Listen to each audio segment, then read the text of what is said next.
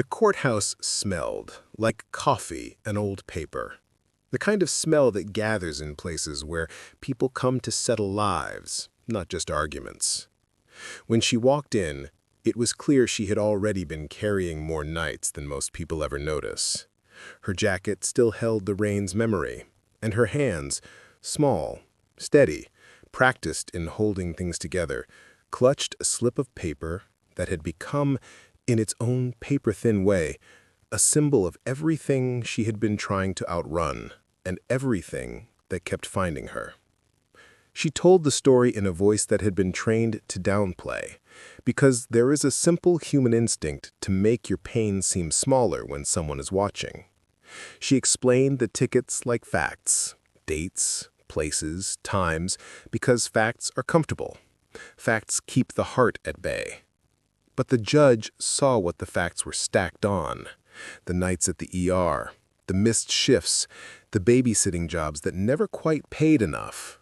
He heard about a child who walked the invisible tightrope between breath and fear, and about a mother who had learned the shape of his inhaler better than any schedule. He listened with the kind of attention that is rare in institutions. He didn't ask to make a spectacle of kindness, nor did he weigh her value on a scale of legal precedent. Instead, he let her speak until the words stopped being sentences and started being the weather of her life. Heavy, necessary, shaping how she moved.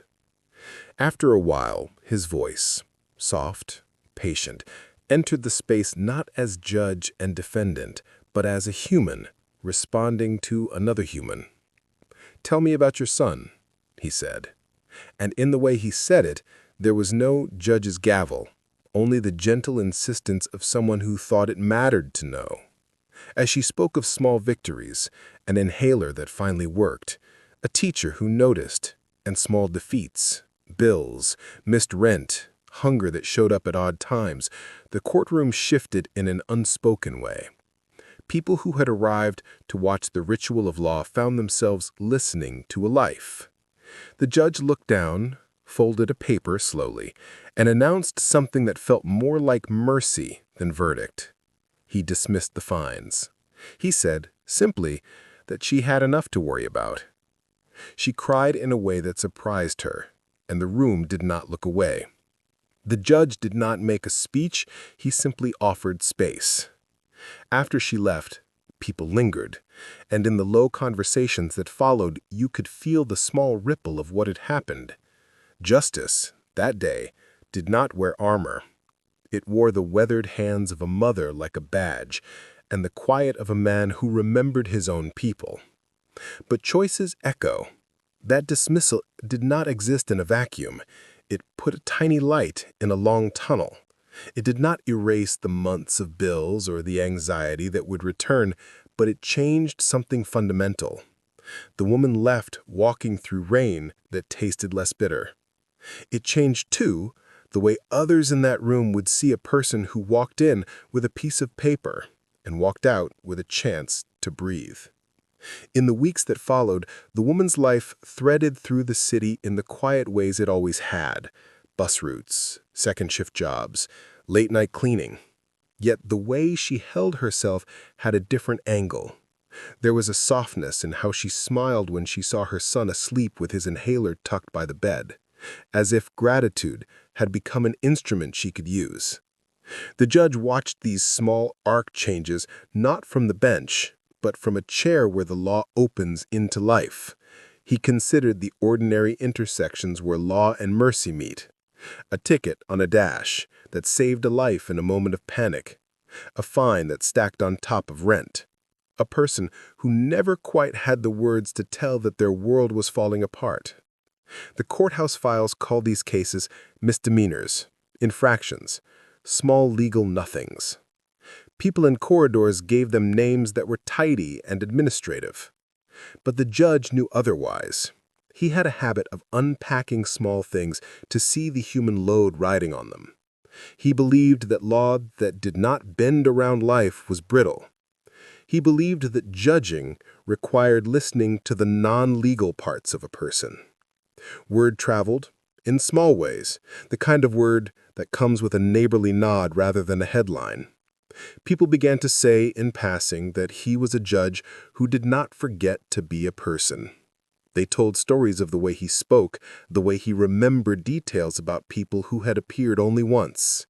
They said he asked for the names of children by name and sometimes advised them to take an extra dollar for the bus. It became a small legend in the city. Justice without the coldness. One afternoon, a man walked into the courtroom with a different kind of paper, a petition that would test the softness the judge had shown. The man was a veteran whose life had been in pieces since he came home. He had a record of small offenses, parking here, pleading there, sleeping on a bench that had accumulated like loose change. He wanted, without quite knowing how to ask for it, a chance not to be seen only as a list of dates. The judge listened, as he always did, and rather than fixate on punishment, he leaned toward rehabilitation, a plan for counseling, a referral, the kind of connections the courthouse is oddly bad at making systematically. It was a small network the judge had built out of goodwill and persistence. The judge's approach irritated some colleagues. They called him soft, sentimental, and dangerously pragmatic. They worried that mercy could become habit, that precedent might be bent into an informal policy. He heard these criticisms as if they were the wind and maintained his steady course. He had not taken the bench to reinvent the law, but to make sure the law listened. For him, mercy was not a denial of justice, but a way to keep justice connected to life. And then, in the quiet hours just after a long day, a letter arrived that changed more than paperwork. It was from a woman, the one he had dismissed earlier, saying only that her son's school had called to say he had improved, that the inhaler was working, and that they could finally afford a small medicine refill. She wrote that she had found a steady cleaning job and that, for the first time in months, she slept through the night without waking in panic. The letter was small, the handwriting unsteady with emotion. The judge read it alone, his hands tracing the loops and slants. There is a kind of reading that judges do that is not of law, but of life, noticing the outcome of a human decision. He felt briefly the ache and the quiet triumph of a tiny victory that would not make the papers, but altered the geometry of one life. He thought about how justice works best when it remembers the people it serves. He thought about how the law should not be a blunt instrument, but rather a nuanced practice that keeps the social fabric intact. He kept the letter in a drawer, not as proof of virtue, but as a reminder. Mercy has consequences that are lived and measured in human terms. The city carries on. People keep missing buses, paying fines, falling into and out of work. But that one dismissal, that one small and deliberate leniency, seeded something. People started to hold the idea that the court could be a place where they might be seen, not merely judged.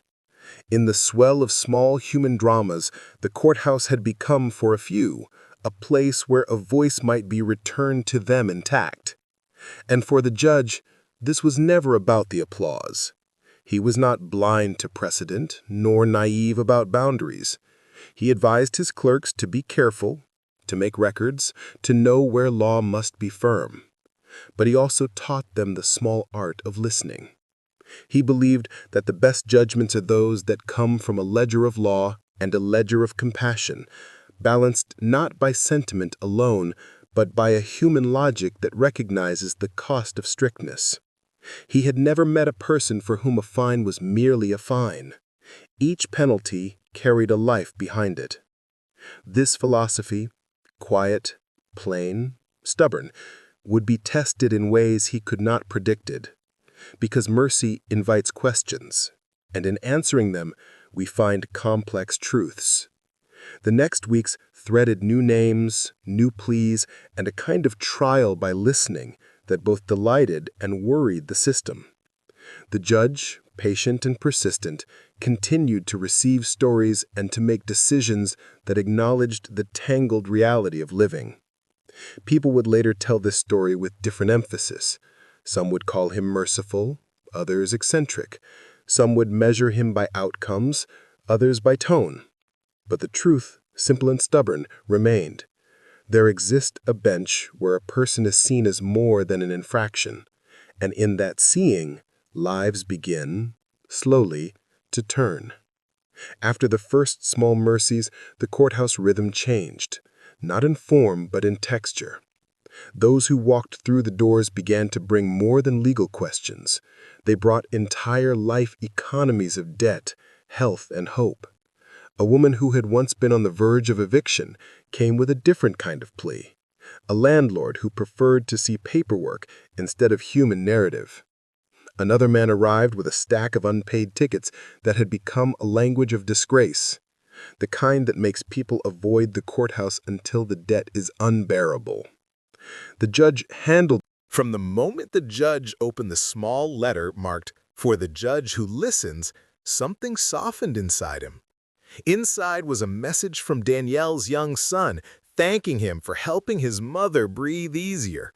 Words crooked with a child's handwriting, but heavy with the truth of what compassion can do. That quiet note became a compass in his pocket, guiding him through the long days ahead. Soon after, a young man named Marcus stood before the bench carrying a life that had been collapsing in silence. A mother battling cancer, a job lost to care, tickets stacking like stones on his shoulders. When the judge dismissed all his fines and told him to bring his mother to the courthouse when she recovered, Marcus broke into tears, not from relief alone, but from finally being believed in. Not every miracle was captured on camera. One evening, long after the courtroom emptied, the janitor, Samuel, approached with trembling hands, asking how to help his grandson who had slipped into trouble. The judge met the boy not with punishment, but with a challenge to return with something he was proud of. 3 weeks later, the boy came back with pages of writing, a talent discovered only because someone had listened. Quiet acts like these never made headlines, yet they changed the shape of lives. As months passed, people traveled to the courthouse just to witness how justice could look when delivered with humanity. The judge received letters from across the nation, each recognizing something rare, a court that remembered people before punishment. And one afternoon, an elderly woman placed a wooden box in his hands, a military medal belonging to her late husband. She told him her husband believed justice should feel like mercy when mercy is deserved, and she saw that in him.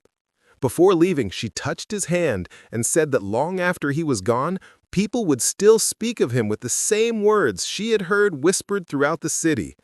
"I've never met a judge like him." Standing alone in the quiet courtroom, holding that medal to his chest, the judge understood that his legacy wasn't built on rulings or records. It was built one life at a time, in the sacred moments where the law remembered its humanity.